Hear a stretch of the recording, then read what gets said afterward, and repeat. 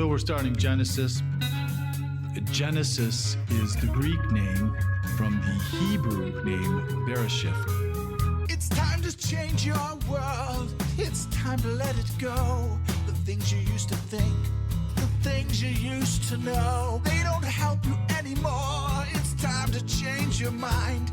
If it's peace you want to find. This is Kurt Kaikonen, pastor of Calvary Chapel, Waterford, at your neighborhood church. Today on Change Your World, we'll be in the book of Genesis. So grab your Bible. We'll be starting in chapter 30.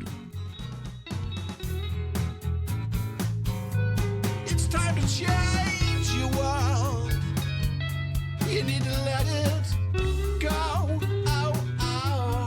And you can tell that Laban is so excited about this deal by what he says. His answer was, "Oh, may it be according to your word," because he thinks he's going to be getting more free labor. He couldn't be any more excited. And what Jacob does with all those chestnut and almond sticks and where he peels them back, it has absolutely no scientific meaning. There's no reason for it. And you can read teachers and you can read commentators and they try to explain what Jacob's doing with these sticks and why somehow it makes sense. And if you want to buy into that kind of thinking, you can. But I don't think it has anything to do with science. But I do think it has something to do about faith. I don't think anything Jacob is doing here is increasing his flocks at all. God is doing it all because what God is doing, he's just loving Jacob and he's providing for Jacob just like he promised. But Jacob, by him putting these sticks out, he is also doing something because he is acting in faith, because he does believe that God will bless him, and God does. Because I'm not really so sure that Laban was wrong at all about what a wonderful deal he got. I think that the science is probably on Laban's side. And Laban, he might not know all the little things about genetics, but he knows animal husbandry because he's been doing it his whole life. He knows by experience. The only thing that Laban didn't take into account was that God was in this equation. And this was all God's doing. And even Jacob, he actually testifies it in that dream. Because, we're told that Laban changed the deal 10 times. And it sounds to me like that when Jacob's flock were increasing, and Laban would be seeing what Jacob was getting. Because if he was getting stripes, Laban would say, because he was getting so much, he'd say, no more stripes, only speckled. And then the new lambs, they'd all come out speckled. And as quickly as Laban changed the arrangement, God changed the lambs. God kept right up with Laban. As soon as he changed it, God would change it. And then you see that even Jacob, with all these flocks of sheep, he didn't just keep them all and just make huge herds. What he started doing is he started trading them. He started trading them and he bought camels and he bought donkeys and he bought servants. And Jacob prospered in everything he was doing. His business became a much larger scale than just attending Laban's sheep. And Jacob, he never, ever gave credit to his magic sticks. He only gives credit to God because God revealed it to Jacob that he had seen everything that Laban was doing to him. And so God himself was the color changer. Now, I think we as Christians, we need to be very careful of where we give credit when we prosper materially. We need to be quick to acknowledge that God is involved and that he sees us and he sees our circumstances and that it's him, that he's the only one that's blessing us because we don't want to touch his glory. We don't want to ever apply all our favorable circumstances on our own great abilities and to take God's glory for ourselves when he's the one who prospers us. We need to be like Jacob here and not like Laban. Where Laban, he believes that he's a self-made man. He thinks he makes his money on his deals and by prospering by his own wits. And if we do that, we can also end up like Laban here. It's much better to be like Jacob, being blessed by God, and by God pouring out his abundance of love on us by what he gives us.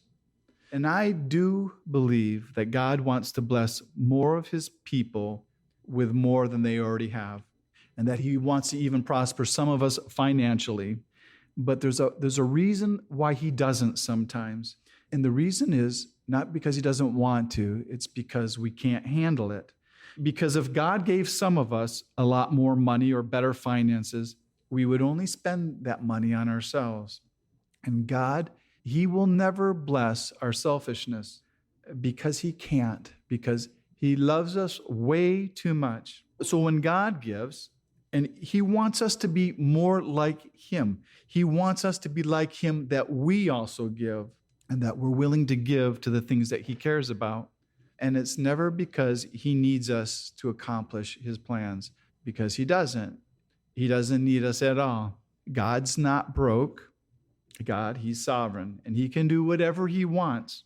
He owns it all. And if you believe it, or if you don't believe it, he still does. He still owns it all. But what God does allow us to do is he does allow us to come alongside of him and to partner with him in these things. And it's not for his good, but it's for our good. It's for us. And there's an amazing thing that happens when we give. And what happens is each time we give, and we give to the things that God cares about, we also give away a little bit of our selfishness. And you can actually feel it. And it actually feels really good.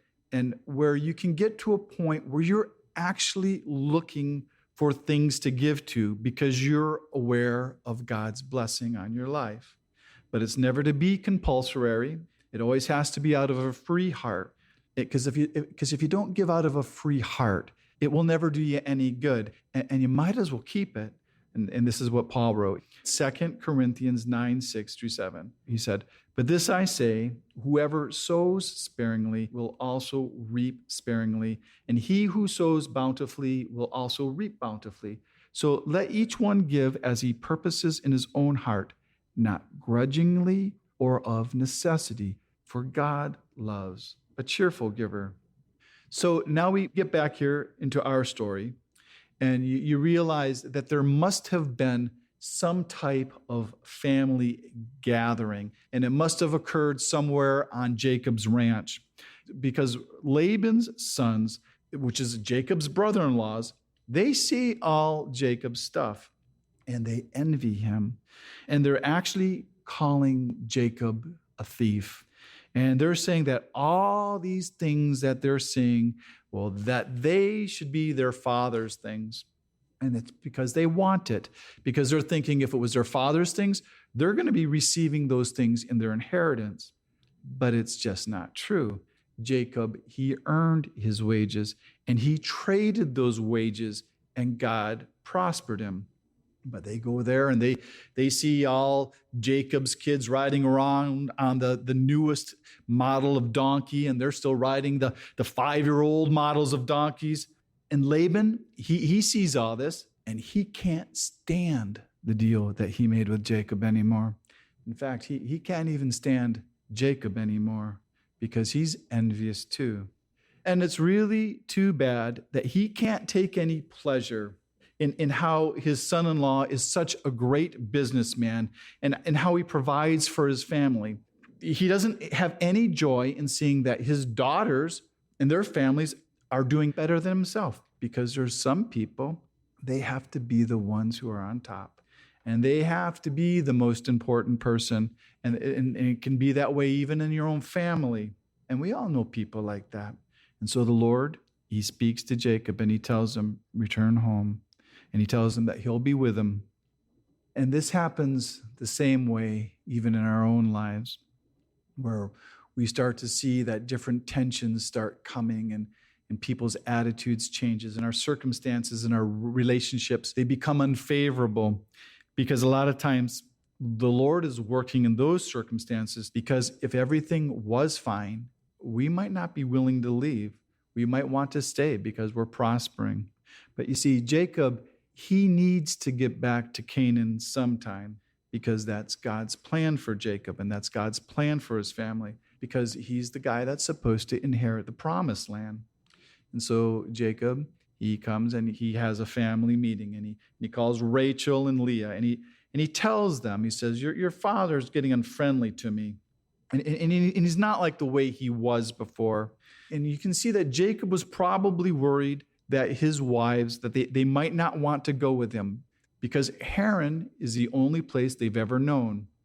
But they've lived with Jacob now for a long time, and they knew their father, and so they knew that their father had been changing their wages because they've probably been hearing about it every night when Jacob comes home. And so for the last 6 years, they've heard enough about their dad.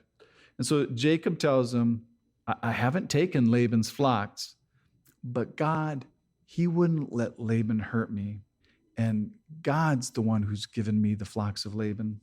And then Jacob tells them of that dream that he had when Laban would change the wages, and how God had given all the sheep by changing the colors of the sheep. And he tells them, he says, God is now calling me home. But what I really like about this dream that he had is the way that God tells Jacob of who he is. And he tells Jacob, he goes, I'm the God of Bethel, the one you anointed the pillar to. And so now God, he takes Jacob in his mind and he brings him 20 years back to that point where Jacob had surrendered his life to God. And he tells him, he goes, that place where you made a vow to me. And I'll tell you, God has done that so many times in my life, where he's taken me back to that time where I surrendered my life to him. Because there's these times that you go through where you're going through hard circumstances, or the times where you don't hear him very clear, and you wonder, hey, where am I going? Will I ever get back to him again? And then God reminds us, and God reminds me. He goes, well, you remember that time when you gave your life to me, because that was a time where God intervened, and he intervened on his own, and it was on his own part. It had nothing to do with me. It wasn't like somebody came and talked me into believing into God. So no man talks us into believing in God, so no man can also talk us out of believing in him, just as he made himself known to Jacob personally. So I love that, how he says, I am the God of Bethel, because God, he could have described himself to Jacob in many ways. He could have said, oh, the God of your fathers, oh, the God of Abraham and Isaac, but he didn't. He described himself as Jacob's God, the one that made promises to Jacob, Jacob's personal God.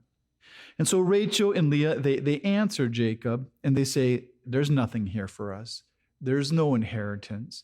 Laban sold us, and then he spent all the money, and he doesn't care for us. He considers us strangers. So Jacob's wives are in agreement with Jacob in the leaving, and that's wonderful. When a husband and their wife, most of us don't have wives, but if you did have wives, I guess your husband and your wives, when they have this kind of agreement, because it's a confirmation in God's plans for your life. And it's always good to have that when you make major changes in your life, because even if everything goes wrong, at least it goes wrong and you're together in it. And there's another thing where, like, I hear Rachel and Leah saying how Laban had completely consumed the money. And it kind of makes you wonder here, is Laban broke now? Did Laban lose everything in these last 6 years? Did he spend everything? Because they say there's no inheritance left. And maybe that's why his sons are more envious of Jacob, because there's nothing left. And that could be because Laban, he only trusted in his little gods, which were more like his good luck charms, but they're not the real God who has real power to change things. And so Jacob and his wives, they planned their getaway. And Rachel, she stole those worthless little gods, and they waited to leave until Laban went to go shear his sheep. And you have to remember that Laban and his sons and his flocks, they live 3 days away. So when they leave, Jacob and his family, they all get up on their new camels, but they still couldn't travel real fast because they're driving all these flocks of of sheep and goats. They get pretty far before Laban catches up with them, because those mountains of Gilead, where Laban found them, well, they were over 300 miles away. They're 300 miles from Haran. And so Jacob, he made really good time because he's traveled that far in just 10 days. And they're really not that far from the Jordan River in the land of Canaan. But see, Laban, he's not driving cattle. And you can travel a lot faster when you're only traveling with some men, which sounds more like it's kind of like a posse, so that they can overcome Jacob and they can take away all his possessions. And that was what was going to happen. But the only thing that stopped him was God, because God terrified Laban in that dream. And he warned him not to say neither good nor bad to Jacob. So Laban, he shows up. And when he shows up, he tries to shame Jacob. And God lets that slide, because remember, he's not supposed to say anything bad about Jacob, but he kind of does. He tries to shame him. And then he tells Jacob of what a wonderful party that he was going to throw for him. But then Laban, he revealed his own intent in his next words, where he threatens Jacob and he says, "It's in my power to do you harm." So Jacob, he didn't misjudge Uncle Laban. And then Laban accuses Jacob of stealing his teraphim, his little idols, his gods, his little action figures. And all these commentators, they agree that it's a sad thing when your gods can be stolen. And if your gods can be stolen, it means you're serving the wrong gods, that they're way too small. And so Jacob, he lets Laban search through everything, all the possessions, and he goes in everybody's tent because he doesn't think anybody stole anything. And then this curse, Jacob, he pronounces, and he pronounces it on the thief, to kill whoever you find with your idols. And it kind of makes you wonder, and makes me wonder, if that's why Rachel dies not too long from this journey. Because even though Laban doesn't find them, that God sees everything, and God knows that Rachel, that she stole them. And Rachel, she says, well, I can't get up off my camel, because she's telling him that she's menstruating, but she's sitting on his little gods. And again, if your gods are so small that you can actually sit on them, you have the wrong gods. And then you got to ask yourself, why did Rachel steal those gods? Well, were they still her gods too? Because they are the gods that she grew up with. Or was she just trying to get back at her father because of how he treated her? Because you have to realize, he stole her husband and gave him to her sister. And the Jewish writers, they have a lot of compassion on Rachel because they see her as one of the women that had carried them. And so I think they might be a little prejudiced here, but they say that she stole them to keep her father away from idolatry. But I suspect that Rachel, that she actually saw them as good luck charms too. And maybe that was something that she was looking for fertility and for prosperity. And it's hard to say what she was thinking. But she didn't tell Jacob that she stole them. And then after Laban, and after he doesn't find anything, Jacob unloads on him. He's had it. And he unleashes 20 years of frustration and pent-up anger.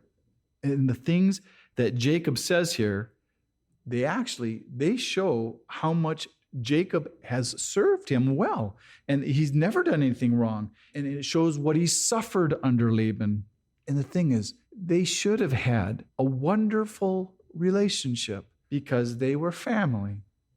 So when I look at Jacob here, and I know he's criticized by a lot of people, but I do not see him as the same kind of man that he was when he left Canaan. I think that after Bethel, when he committed his life to God, he became a better man. He didn't become a perfect man, but a better one. And I don't blame Jacob for stealing away in the middle of the night to flee Laban, because I do think Laban considered killing Jacob and taking all his possession unless the Lord intervened. And so now we have Laban. We have him here, and he's standing around with all his brothers and all his sons and all the men that he brought with him.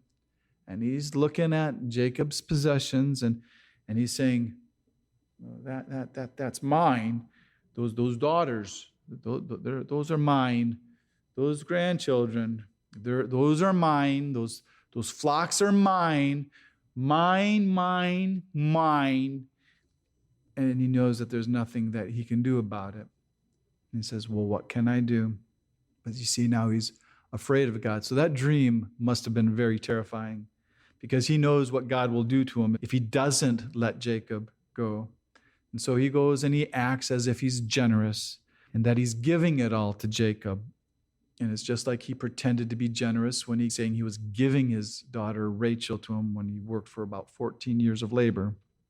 But even after all this, it's really nice to see that Jacob's heart, it's not jaded by Laban. Even after all these years of mistreatment and all the deceit, that Jacob, that he's willing to have peace with him and to make a treaty with him. And so they say they gather all these rocks and they make a pile. And then Jacob, he sets up a rock like a pillar, the same way that he did over there in Bethel. And then they eat on top of that pile of rocks, and they have the terms of their treaty, because they always make their contracts by eating a meal. And so this pile of rocks and this pillar, they're supposed to be the witness of this covenant that they're making. And they use this word Mizpah, and it's where Jacob and Laban are calling on the Lord to be a witness and to watch between them while they're away from each other. And Christians, they have used this word many times as a blessing to other Christians when they're leaving, for the Lord to watch over us while we're away from each other. Mizpah, like it's a sweet blessing. But that's not what it means at all.